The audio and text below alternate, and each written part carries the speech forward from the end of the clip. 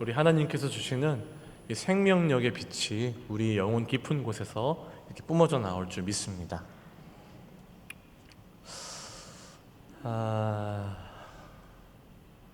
좋은 담임 목사님을 만난다는 건 사실 그렇게 쉬운 일은 아닙니다. 저는 부교육자로 있으니까 다른 교회에 사역하는 부교육자분들을 만나고 또 이야기를 나누는데요. 뭐 사람마다 뭐 다 연약함이 있고 흠이 없진 않지만 정말 그 담임 목사님을 존경하고 사랑하는 마음을 가지고 사역할 수 있다는 게 쉽지는 않다는 것을 들어 많이 알고 있는데요. 그런 점을 봤을 때 참 저는 복이 많은 사람이다라는 생각을 해봤습니다. 처음에 교회 왔을 때는 우리 원로 목사님께서 담임 목사님이셨죠.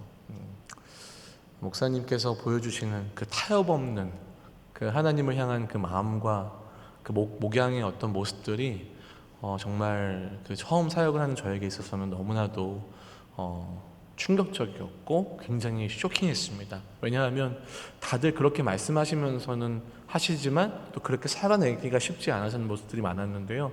원로 목사님은 그렇게 하시더라고요. 그리고 또 이어서 지금 담임 목사님께서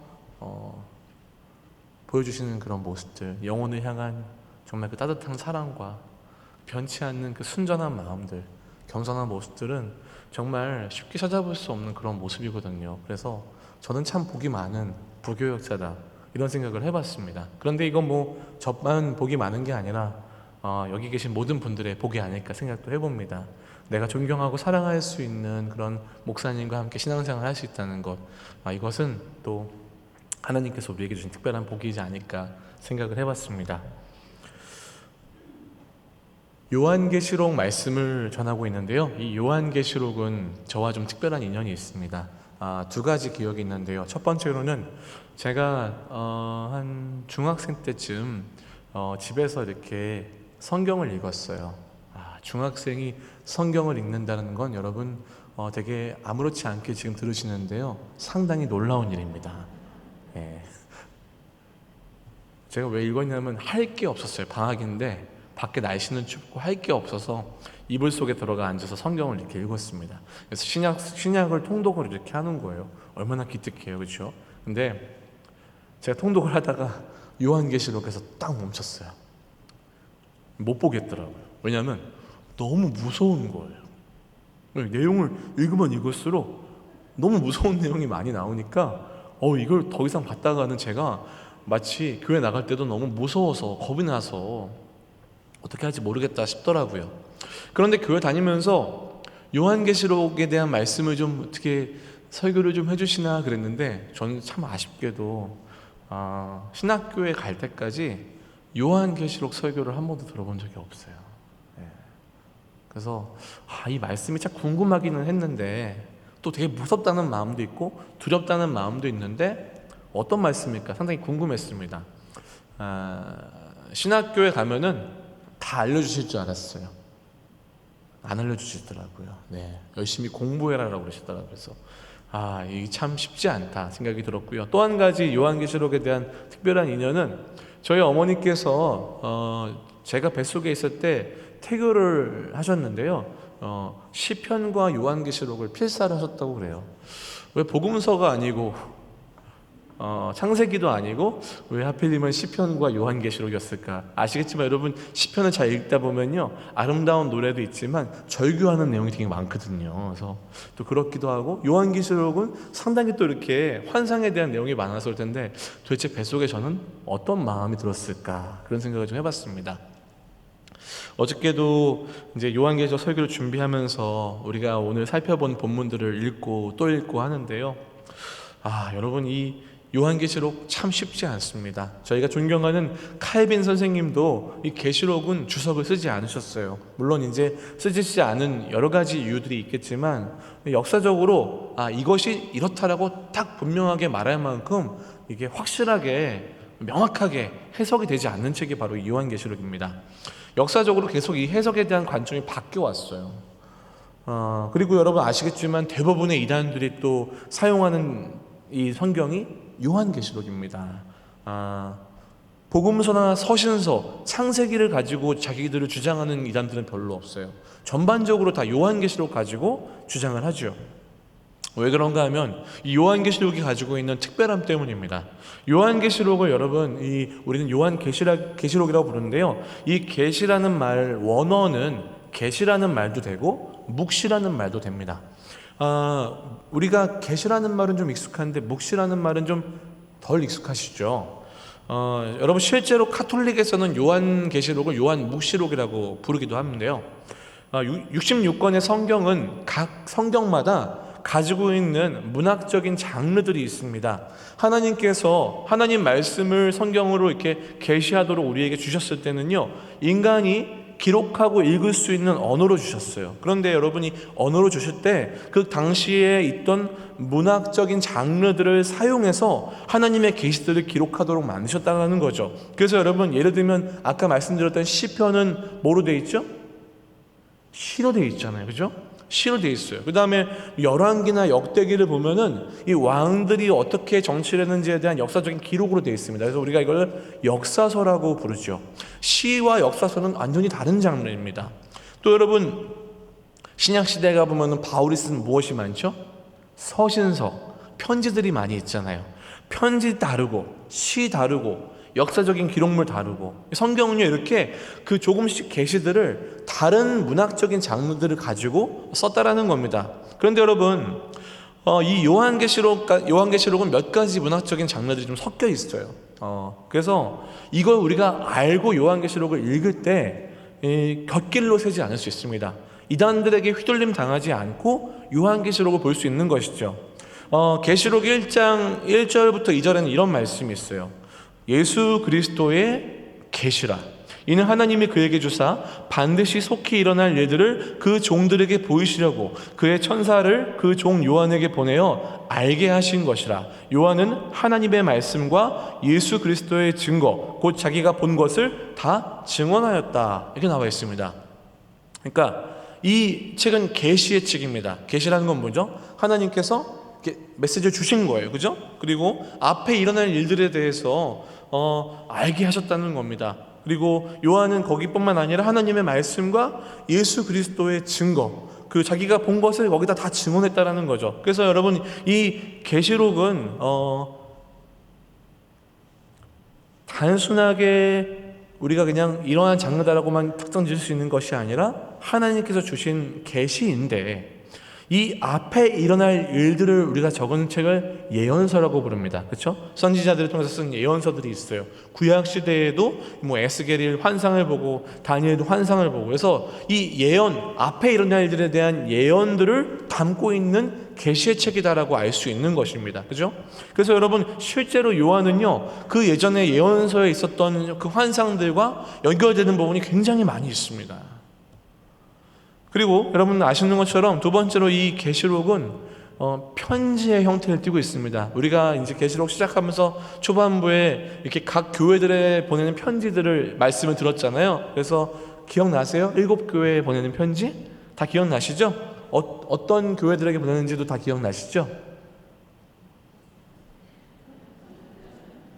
제가 한번 시켜봐도 안 되겠죠? 예. 에서버두 사빌라 기억나세요? 우리 안종원 목사님께서 가르쳐 주셨는데, 에서버두 사빌라. 그래서 에베소, 서머나, 버가모, 두아디라, 사대, 빌라델비아, 마지막에는 라오디게아. 그래서 에서버두 사빌라 7교회에게 보내는 편지를 봤어요. 그러니까 여러분, 요한계시록은 편지의 형태도 띠고 있는 거죠. 아까 앞일을, 예언을 담은 계시이기도 하고 편지이기도 한 겁니다. 여기까지는 우리가 잘 알아요. 여기까지는 아는데, 제가 지금부터 좀 설명해 드릴 부분은 바로 뭐냐면은, 이 아까 말씀드렸던 이 계시다라는 말과 또 하나의 의미인 묵시다라는 말의 이 묵시 문학을 좀 설명해 드리려고 해요. 여러분, 이 묵시 문학이라는 것은 어떤 거냐면 이런 겁니다. 어떤 이야기를 하는데 그 이야기가 그냥 우리가 살아가는 이런 모습의 이야기가 아니라 굉장히 시간과 공간을 넘어선 초월적인 그런 어떤 모습들을 많이 담은 이야기라는 거예요. 그러니까 요즘 얘기로 치자면은 우리 아이들이나 손주들이나 청년들이 좋아하는 무슨 어벤져스나 이렇게 막 우주가 나오고 막 타임머신을 타고 왔다 갔다 하는 것 같은, 막 괴물이 등장하고 그러는 것 같은 현실적인 것보다는 훨씬 초현실적이고 초월적인 그런 이야기들이 많이 담은 그런 문학 장르가 묵시 문학이라고 합니다. 근데 여러분, 이 묵시 문학의 그런 모습들이 요한계시록에도 많이 나타나 있다는 거예요. 환상에 대한 모습들, 예언에 대한 모습들을 이 요한이 이 묵시 문학이라는 장르의 형태를 가져와서 사용하고 있는 것처럼 보인다는 것이죠. 여러분, 묵시 문학은요, 왜 그렇게 만들어졌냐, 왜 시공간을 넘도록 이렇게 초월적인 얘기들을 써놨냐고 한다면 이 묵시 문학이 갖는 성격은 목적이 위로이기 때문에 그래요. 여러분, 옛날에 홍길동전 들어보셨죠? 아버지를 아버지라 부르지 못하는 서자로 태어나서 살아가는 홍길동이 의적이 되잖아요. 그렇죠? 그래서 이렇게 탐관오리들에게 이렇게 그 곡식들을 뺏어다가 이렇게 불쌍한 사람 도와주고, 홍길동 이야기잖아요. 홍길동이 막 요술도 부리고 마법도 부리잖아요. 실제로 일어나기가 어렵죠. 그죠? 그런데 당시에 그렇게 정말 탐관오리들 밑에서 자기 자식들 먹일 양식도 없어가지고 가난하게 살던 사람들에게 이 홍길동의 이야기는 어땠을까요? 실제로 일어나지는 않지만 들었을 때 속이라도 후련하겠죠. 아유, 진짜 홍길동이 있었으면 좋겠다. 진짜 저렇게 나쁜 악당들 좀 혼내줬으면 좋겠다. 이런 마음이 들잖아요. 그럼 위로가 되잖아요. 묵시 문학이 그런 성격을 가지고 있다는 거예요. 현실적이지는 않은 것 같아도 뭔가 이 얘기를 듣는 사람들이 아, 그래, 그런 일이 있었으면 좋겠어 라고 위로받을 만한 이 이야기를 요한이 차용하여서 서신서와 또 이 계시를 담아 쓴 책이 요한계시록이다라고 신학자들은 이야기합니다. 그러니까 여러분, 이 요한계시록을 볼 때 당연히 우리가 봤을 때 이게 도대체 무슨 이야기야 할 만한 장면들이 나올 수밖에 없다라는 거죠. 그리고 이것은 굉장히 또 상징적이고 비유적인 것들이 있어요. 그러니까 실제로 일어날 수도 있는 건데, 또 이것들은 어떤 것들은 환상과 상징들을 가지고 비유로 쓰는 것들도 있어요. 이것들이 막 같이 섞여 있다 보니까 이거 쉽게 이건 이겁니다, 이건 이겁니다라고 정확하게 얘기하기가 어려운 거예요. 이거는 제가 봤을 때는 천국 가서 요한이나 하나님 만나서 물어봐야 알 수 있을 것 같아요. 쉽지 않은 얘기라는 거죠. 그래서 여러분, 제가 이런 말씀을 드리는 이유는 그렇기 때문에 저희가 이 땅을 살아가면서 이 요한계시록의 모든 비밀을 정확하게 다 파헤칠 수 있다라고 얘기하는 건 상당히 위험한 일이라는 거예요. 근데 여러분, 이단들은 뭐라고 얘기하죠? 나는 안다, 나는 계시를 받았다, 이렇게 얘기하잖아요. 그죠?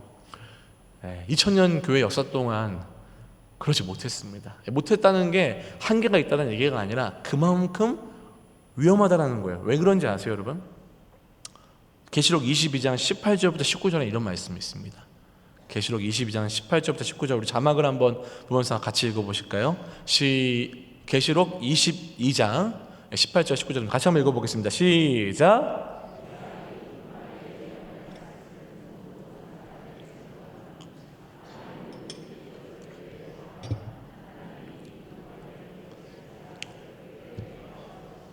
만일 누구든지 이 두루마리의 예언의 말씀에서 제하여 버리면 하나님이 이 두루마리에 기록된 생명나무 및 거룩한 참여함을 제하여 버리시리라.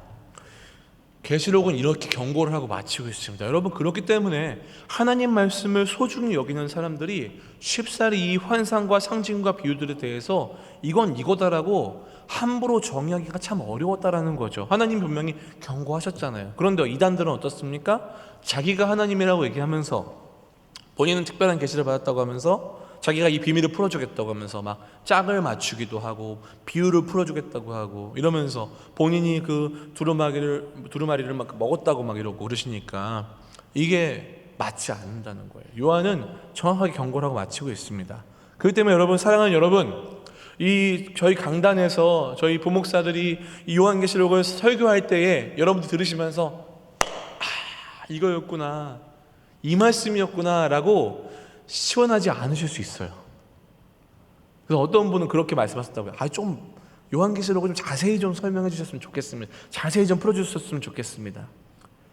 저희도 간절합니다. 저희도 좀 실력이 되고 하나님께서 그걸 주신다면은 그렇게 해드리고 싶어요. 그러나 저희가 함부로 단정짓기는 어려운 책이 또 이 요한계시록이기 때문에 저희는 성경이 말하는 66권의 범위 안에서, 그리고 성경이 우리에게 알려주는 범위 안에서 그렇구나라고 받아들여야 한다는 것이죠. 여러분, 그렇다면 우리가 이제 요한계시록을 볼 때 어떻게 봐야 될까요? 저는 첫 번째로 이런 마음이 듭니다. 성령께 간절히 지혜를 구하며 읽어야 된다고 봅니다. 이걸 쓰게 하신 분께서, 성령께서 이 영감을 주셨기 때문에 성령님, 제가 하나님의 지혜를 바르게 깨달을 수 있도록 도와주세요, 기도하면서 보셨으면 좋겠고요. 두 번째는 하나님 말씀이 왜곡되지 않도록 더하거나 빼지 않고 그저 내 실력만큼 겸손히 성경이 내게 알려주는 것까지만 하나님 제가 알게 하여 주십시오. 그리고 세 번째로는 그래서 그렇게 깨달은 바를 하나님 제가 열심히 순종하며 살게 해 주십시오. 이런 마음으로, 겸손한 마음으로 하나님 앞에, 또 이 말씀 앞에 섰으면 좋겠습니다. 여러분, 그런 마음으로 오늘 본문을 한번 같이 살펴보도록 하겠습니다. 우리는 지금 이 환상을 지나고 있습니다. 환상 가운데 있는데요, 일곱인, 일곱 나팔, 일곱 대접, 이렇게 세 가지 환상이 쭉 이어서 지나갑니다. 그래서 여러분, 이것을 어떤 신학자는 이 환상이 이것은 재앙을 얘기하는데 이 재앙이 세 번이나 반복될 것이다 이렇게 얘기하지만, 많은 신학자들이 오늘날 얘기하는 것은 이것은 반복, 이렇게 세 번 되는 환상이 아니라 이 한 번 있는 환상을 이렇게 다른 각도에서 조명한 것이다, 이렇게 설명을 하죠. 여러분, 오늘 우리가 함께 읽어본 본문은 9장의 말미입니다. 사실은 이 나팔 심판은 8장 6절부터 시작이 되는데요, 너무 길기 때문에 제가 본문을 짧게 잡았는데 사실은 저희가 8장부터 좀 살펴봐야 됩니다. 제가 빠르게 좀 본문을 읽을 테니까 여러분들 함께 같이 따라오시면 좋을 것 같아요. 계시록 8장 6절을 한번 펴보시겠습니까? 8장 6절을 보시면 제가 좀 읽어드리겠습니다. 일곱 나팔을 가진 일곱 천사가 나팔 불기를 준비하더라. 첫째 천사가 나팔을 부니 피 섞인 우박과 불이 나와서 땅에 떨어짐에 땅의 3분의 1이 타버리고 수목의 3분의 1도 타버리고 각종 푸른 풀도 타버렸더라. 둘째 천사가 나팔을 부니 불 붙는 큰 산과 같은 것이 바다에 던져짐에 바다의 3분의 1이 피가 되고 바다 가운데 생명 가진 피조물들의 3분의 1이 죽고 배들의 3분의 1이 깨지더라. 셋째 천사가 나팔을 부니 횃불같이 타는 큰 별이 하늘에 떨어져 강들의 3분의 1과 여러 물샘에 떨어지니 이 별 이름은 쓴 쑥이라. 물의 3분의 1이 쓴 쑥이 되매 그 물이 쓴 물이 되므로 많은 사람이 죽더라. 넷째 천사가 나팔을 부니 해 3분의 1과 달 3분의 1과 별들의 3분의 1이 타격을 받아 그 3분의 1이 어두워지니 낮 3분의 1은 비추임이 없고 밤도 그러하더라. 9장 1절부터 3절까지 또 한번 보시겠습니다. 9장 1절부터 3절입니다. 다섯째 천사가 나팔을 불매 내가 보니 하늘에서 땅에 떨어진 별 하나가 있는데 그가 무저갱의 열쇠를 받았더라. 그가 무저갱을 여니 그 구멍에서 큰 화덕의 연기 같은 연기가 올라오매 해와 공기가 그 구멍의 연기로 말미암아 어두워지며 또 황충이 연기 가운데로부터 땅 위에 나오매 그들이 땅에 있는 전갈의 권세와 같은 권세를 받았더라. 네. 이 나팔 심판, 첫 번째 나팔이 울릴 때부터 다섯째 나팔이 올 때까지 지금 빠르게 한번 살펴봤습니다. 여러분, 우리가 빠르게 한번 살펴보시면서 아마 성경을 좀 열심히 통독하시는 분들은 살짝 눈치채신 부분이 있을 거예요. 지금 나오는 재앙들을 보면서 약간 어디에 나오는 재앙과 좀 비슷하다라는 느낌이 살짝 드실 겁니다. 이 어디에 나오는 재앙과 좀 비슷한가요? 역시 수준이 있으시군요. 네. 자, 다 들었습니다. 출애굽 당시에 열재앙이 좀 비슷하지 않습니까? 우박이 등장하고 이 물이 다 피로 변하고 흑암이 임하고 메뚜기 중에 하나인 황충이 등장하는 것. 마치 꼭 이 이스라엘 백성들이 출애굽을 하려고 할 때에 바로가 막자 그 땅에 10가지 재앙이 일어나면서 하나님께서 이 땅의 주인이심을 알려주고 선포해주고 이스라엘 백성들을 그들 가운데서 구출해내시는 그때 일어난 재앙과 뭔가 흡사하게 닮아 있는데요, 근데 사실은 우리가 보고 있는 이 요한계시록의 모습이 조금 더 무섭습니다. 우박도 그냥 우박이 아니에요. 피 섞인 우박과 불이 떨어지는 데죠. 바다만 피로 범벅이 된 것이 아니라 이 우물이나 이 땅에 흐르는 물들도 전부 먹을 수 없는 물이 되어서 사람들이 죽어나가죠. 이 우리를 그동안 이렇게 생명을 유지하게 해주던 모든 자연들이 지금 다 재앙 가운데 있는 것입니다. 여러분, 그 구약 성경의 출애굽 당시에 있던 10가지 재앙 가운데 이 일어났던 재앙들을 보시면 가장 높은 권력에 있던 파라오와 또 그 당시에 가장 강대국이었던 애굽이 하나님 앞에 무릎을 꿇는 그런 상황이 펼쳐지거든요. 여러분, 근데 왜 이 10재앙의 모습들이 등장할까요? 사실 여러분, 이 편지를 받을 당시의 상황이 좀 뭔가 비슷한 상황이 있습니다. 뭐냐면 로마 황제가 당시에 그 전 세계를 다스리고 있을 때예요. 그 네로 황제 박해 이후에 다음 황제가 굉장히 사람들을 죽였고 박해라고 있는 상황이죠. 그러니까 신앙생활을 한다는 것은 어쩌면 목숨을 걸어야 되고 죽을 수밖에 없고 그래서 로마의 우상들을 숭배하는 것, 배교하는 것이 오히려 자신의 삶에 더 이득이 될 것만 같은 그런 시대를 살아가는 사람들에게 이 반모섬에 있는 요한이 편지를 썼던 것입니다. 그러면서 잘 봐라, 저 강대국이었던 바로도 애굽도 하나님 앞에서 맥을 못 추지 않았느냐. 이제 이런 심판이 있을 거야. 너희들 하나님 앞에서 그 믿음을 바로 서지 않으면 이런 심판 가운데 설 수밖에 없어 라고 하면서 경고의 말을 했던 것입니다. 근데 여러분, 굉장히 또 이 황충이라는 메뚜기를 설명하면서 이 7절부터 11절까지에는 이 황충의 얼굴이 막 나와요. 여러분, 제가 뭐 이걸 읽어드리진 않겠지만 여러분, 이 요한이 봤던 환상은 굉장히 디테일했던 것 같습니다. 그래서 이 황충이 그냥 메뚜기가 아니라 굉장히 뭐 얼굴도 이상하고 이빨도 있고 또 독도 있고, 그래서 그 황충을 설명하면서 여러분, 이 황충이 하는 일이 뭐죠? 인간이 먹을 수 있는 곡식을 싹 없애버립니다. 식물을 다 없애버리는 거예요. 그래서 여러분, 지금 유엔에서 그 얘기하는 이제 이 지구상에 처할 가장 어려움 중에 하나가 뭐냐면 좀 있으면 식량난이 찾아온다고 합니다. 이 미래학자들은 이제 얼마 있으면 지구에 식량난이 찾아온다고 그래요. 그래서 먹을 것이 부족해져서 대체 식품이 있어야 된다. 뭘 먹어야 되냐? 뭐 어떤 사람들은 벌레를 먹어야 된다 이렇게 말하는 사람들도 있고 그렇다고 하는데요. 여러분, 이 식량난이 찾아온다면 어떤 일이 생길까요?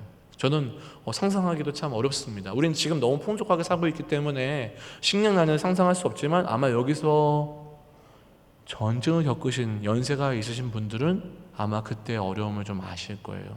당장 먹을 게 없어서 배를 골아야 되고 자식들이 울고 먹을 게 없어서 배고파하는데 정말 어떻게 해줄 수가 없는 그런 어려운 상황들 경험해 보신 분들이 계실 겁니다. 여러분, 그런 날들이 찾아올 수 있다는 거죠. 생각만 해도 너무 끔찍한 일이 벌어지는데요. 이제 이어서 6째 나팔이 울려 퍼집니다. 우리 13절부터 19절인데요. 제가 또 한번 빠르게 읽어드리겠습니다. 9장 13절부터 19절입니다. 6째 천사가 나팔을 불매 내가 들으니 하나님 앞 금제단 넷불에서 한 음성이 나서 나팔 가진 6째 천사에게 말하기를 큰 강 유브라데에 결박한 네 천사를 놓아주라 하매 네 천사가 놓였으니 그들은 그 년 월 일시에 이르러 사람 3분의 1을 죽이기로 준비된 자들이더라. 마병대의 수는 2만만이니 내가 그들의 수를 들었노라. 이 같은 환상 가운데 그 말들과 그 위에 탄 자들을 보니 불빛과 자줏빛과 유황빛 호심경이 있고 또 말들의 머리는 사자머리 같고 그 입에서는 불과 연기와 유황이 나오더라.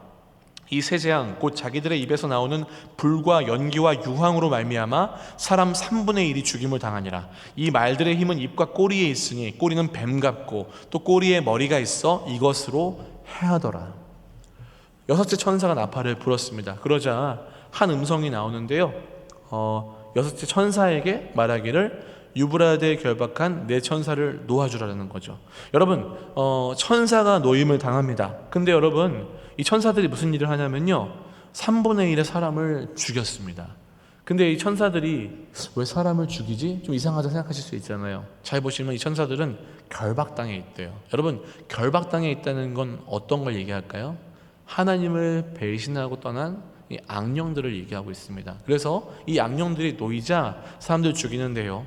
왜 유브라데라는 강을 이야기하냐면 유브라데는 인류가 시작할 때의 4대 강 중에 하나인데 이 에덴이 그 옆에 있었죠. 근데 이 강을 중심으로 예전에 하나님께서 이스라엘이 범죄할 때마다 이스라엘을 치실 때 이 유브라데 강 건너편에 있는 이방 사람들을 데려다가 이스라엘을 쳤다고 합니다. 그러니까 이곳에 놓인 그 악한 영들이 이제 일어나서 사람들을 심판한다 이런다는 건 이스라엘 사람들이 읽었을 때 굉장히 이제 또 우리에게 무서운 심판이 있구나라는 것을 알 수 있게 해준다는 것이죠. 여러분 뭐 이런 거랑 똑같습니다. 예를 들면은 예전에 전쟁을 아까 얘기했는데 6.25 전쟁을 경험하셨던 분들이 있다면은 뭐 이런 거예요. 38선에 살던 악한 영들이 이제 풀어나서 사람들 죽이기 시작한다. 어때요? 굉장히 무서움으로 다가오잖아요. 그때 전쟁이 막 떠오르잖아요.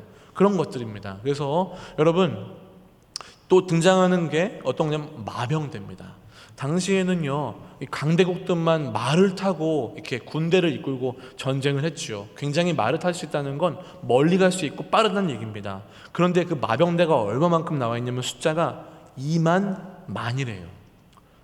2만이 아니고요 2만 만. 요즘 숫자로 치면은 숫자가 공이 8개가 되니까 얼마죠? 여러분들은 성경만 읽으시기 때문에 숫자는 잘 모르실 거예요. 제가 말씀드리겠습니다. 2억입니다. 2억. 공이 8개면 2억입니다. 여기서만 2억이라는 숫자는 정확하게 2억을 얘기하는 것이 아니라 옛날에 사울이 죽인 자는 천천히요 다윗이 죽인 자는 만만이로다. 이거 아시죠? 이 사람들이 정말 높은 숫자를 얘기할 때, 정말 끝도 없는 숫자를 얘기할 때 쓰는 표현이 많이 반복되는 거예요. 근데 이 2만 만이라는 겁니다. 마병이 2만 만, 2억 명의 마병이 실제로 있다고 생각해 보세요. 여러분 그 말들이 땅을 치면서 달려올 때 막 땅이 울릴 것이고요. 만약에 근데 그들이 우리 편이 아니라 우리를 죽이러 오는 적들이라고 생각해 보십시오. 얼마나 무서운 일입니까? 이런 일이 펼쳐진다는 것입니다. 3분의 1이 죽는다는 것이죠. 여러분 그렇다면 이 재앙과 심판의 메시지, 아직 7나팔이 다 불려지지 않았지만 이 6나팔까지의 메시지를 우리가 9장까지 봤는데요. 여러분 이 심판의 말씀을 통해서 우리가 알 수 있는 것은 무엇일까요? 특별히 여러분 예수 그리스도를 믿는 신자들에게 보내고 있는 이 편지를 통해서 우리가 심판의 메시지를 받을 때 우리는 이런 마음으로 받아야 됩니다. 그것은 하나님의 공의가 이루어지는구나. 여러분 이런 마음으로 보셔야 된다는 거예요. 여러분 이 심판이 끝인가요? 그렇지 않습니다. 여러분 예수 그리스도가 이 땅 가운데 오시면 이제 새하늘과 새 땅이 되어 이제 이 모든 세상에 존재하는 것들이 하나님의 영광을 위하게 될 것입니다. 그 하나님의 멋진 나라가, 영원한 나라가 임하게 되는 것이죠. 여러분 그 나라 있기 전에 지금 하나님 뭘 하시는 거예요? 그의 공의를 이루시는 거죠. 하나님 보시기에 악한 것들을 하나님께서 예정하신 방법대로 해결하시는 것입니다. 여러분 그렇기 때문에 우리가 이 재앙과 심판을 바라볼 때 하나님 되게 무서운 분이시구나, 하나님 잔인하신 분이구나, 하나님 어떻게 이런 심판을 내리실 수 있지? 나 너무 무서워, 죽을까 봐 너무 두려워, 이런 마음이 아니라 드디어 우리 하나님께서 그 영원한 하나님 나라를 완성하시기 위해서 그의 공의를 이루시는구나 라는 마음으로 하나님 편에 서서 이 심판을 바라봐야 한다는 것입니다. 제가 아이들 셋이 있는데요. 아이들 셋에게는 엄청난 능력이 있습니다. 아이들이 3명이니까 집을 청소해 놓아도 청소하지 않은 상태로 집이 금방 변해요. 분명히 뭔가 치워놨는데 아이들 셋만 있다 보면은 어느 순간 발 디딜 틈이 없게 돼요. 집이. 놀라운 역사가 일어납니다. 그런데 아이들한테 청소를 하자, 엄마 아빠 집을 치워야 돼, 여러분 아이들과 같이 청소하자 그러면 애들이 어렸을 때는 어떻게 하냐면은 자 너희들은 너희가 어지른 장난감을 치워, 블록을 치워. 그러면 네 아빠 이렇게 열심히 갑니다. 가서 이제 막 블록을 막 짚죠. 여러분 근데 좀 조용해요. 방이 조용해. 그래서 보면 뭐 하고 있는지 아시죠? 블록을 치우다가 블록을 갖고 놀고 있죠. 계속 거기서 앉아가지고. 애들은 그렇잖아요. 뭐 청소하다가도 오랜만에 찾은 장난감 만져가지고 신기하다고 계속 쳐다보고 있고, 엄마 아빠 마음은 모르고 청소를 막 손님 오시는데 빨리 치워야 되는데 하지 않는 거죠. 여러분 저는 이런 마음이었으면 좋겠습니다. 하나님께서 이 땅 가운데 이제 이 마지막 때에 일어날, 정말 우리가 이 어떤 모습일지 모르겠지만 예수님 말씀하신 것처럼 이 땅의 마지막 징조들이 일어날 때 막 무서워 두려워 떨어가지고 막 절망 가운데 나는 어떡하지? 어떻게 살아야 되지? 무서워하는 것이 아니라 이제 우리 하나님께서 하나님이 예정하신 일을 하시는구나, 그 거룩한 일을 이루시는구나, 하나님의 영원한 나라가 이제 임하겠구나, 이렇게 하나님 편에 서서 한번 바라봤으면 좋겠어요. 그래서 부모님이 같이 집을 청소하자고 할 때 네, 저도 같이 치워볼게요. 이제 막 해서 자기가 뭐 재활용 쓰레기도 갖다 버리고 부모님의 마음을 알아서 어지르지도 않으려고 하고 이러는 것처럼 우리 역시 이 심판을 하나님의 입장에 서서 함께 바라봐야 된다는 것이죠. 두 번째는요, 우리가 이 심판과 재앙을 바라볼 때 우리는 세월을 아끼며 마음을 돌이키는 회개를 해야 합니다. 9장 20절부터 21절에 이런 말씀이 있는데요, 우리 한번 9장 20절부터 21절 자막을 보시면서 한번 같이 읽어보시겠습니까? 9장 20절부터 21절입니다. 우리 자막 시작.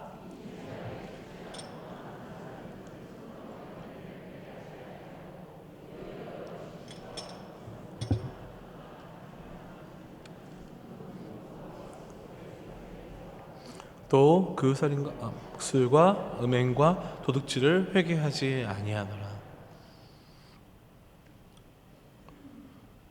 이 재앙에 죽지 않고 살아남은 사람들이 있어요. 다 죽진 않았습니다. 악인들이 아직 다 심판받진 않았어요. 근데 여러분, 이 사람들이요, 이런 일이 있으면 이제 어떻게 해야 되나요?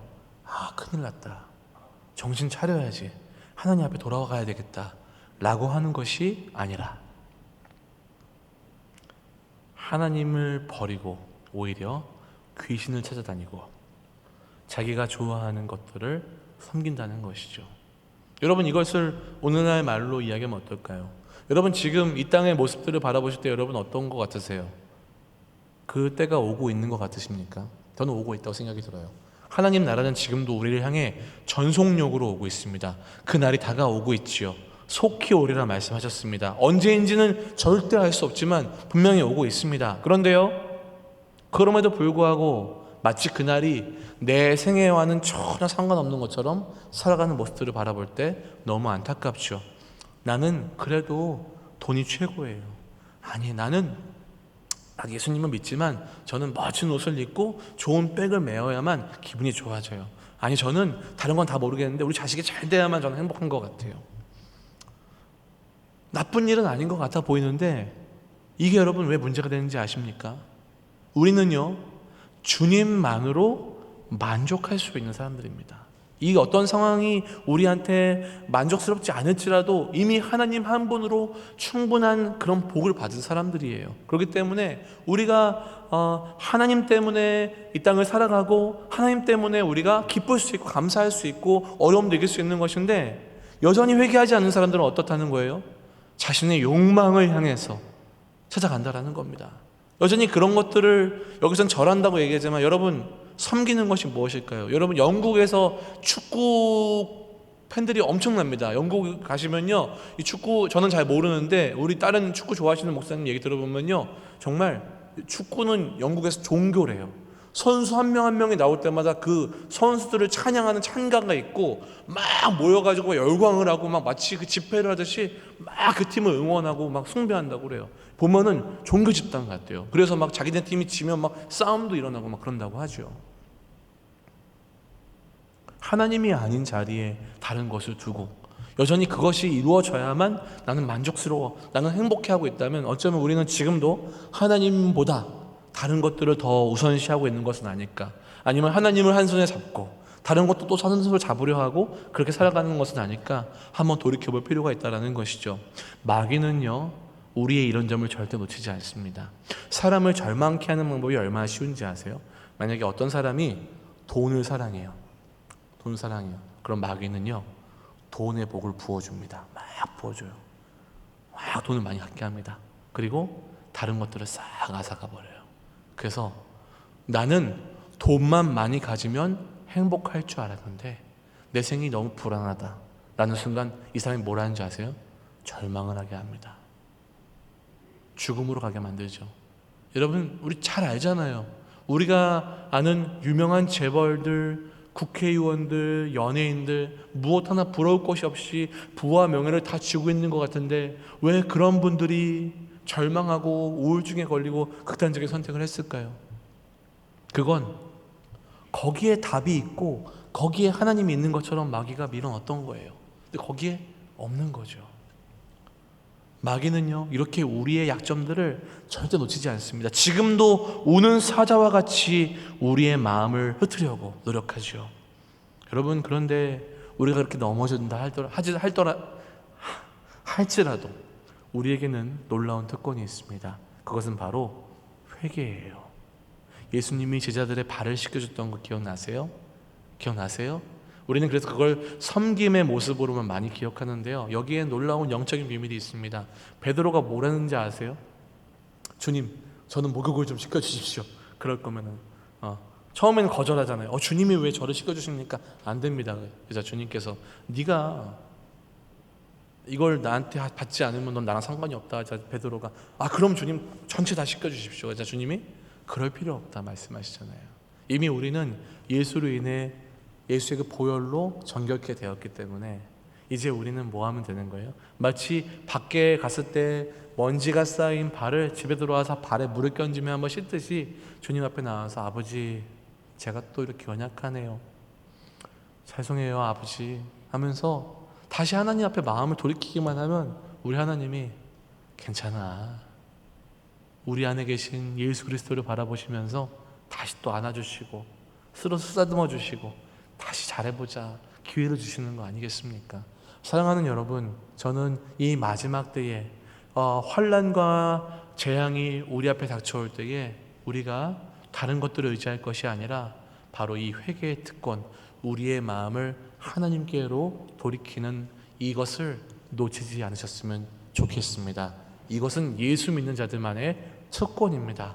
아버지께로 나아가서 그저 아버지 다리끄댕이 붙잡고 저 좀 용서해 주세요라고 해도 어떻게 할 수 없는 것처럼 그렇게 하나님 우리를 예뻐하시기 때문에 우리만 할 수 있는 겁니다. 사랑하는 여러분, 회개하기 위해선 우리가 놓치지 말아야 될 자리가 있습니다. 그것은 바로 예배의 자리, 기도의 자리입니다. 여러분, 아무리 상황이 어려워도 이 자리를 꼭 지키셔서 마지막 때까지 사명을 감당하다가 수많은 세상의 환난과 어려움이 올 때에도 하나님 편에 서서 하나님 마음으로 이 상황을 지켜보시며 우리의 믿음을 잘 점검하시고 그렇게 회개의 특권을 끝까지 누리셔서 주님 다시 오심을 영광스럽게 맞이하는 저와 여러분들의 복된 인생 되시기를 예수님의 이름으로 축원합니다. 기도하겠습니다. 하나님 감사합니다. 오늘도 요한계시록 말씀을 함께 나누었습니다. 하나님, 이 신비롭고 정말 그 깊이를 헤아릴 수 없는 하나님의 놀라운 계시가 있는 이 말씀, 하나님 사사로이 풀 수 없고 함부로 더하거나 뺄 수 없다는 것을 우리는 알기에 이 시간 하나님을 의지하며 성령님을 의지하며 우리가 알 수 있는 것들을 함께 나누었습니다. 특별히 하나님, 이 환난과 재앙 가운데서도 하나님을 모르는 자들은 끝까지 회개하지 않으며 죄악을 저지를 때에 하나님, 우리는 하나님 편에 서서 하나님이 이루시는 공의를 바라보며 이 땅을 새롭게 하실 하나님을 기대하며 회개의 특권을 놓치지 아니하고 우리의 믿음을 잘 지켜낼 수 있도록 주님 도와 주시옵소서. 감사드리며 예수님의 이름으로 기도합니다. 아멘.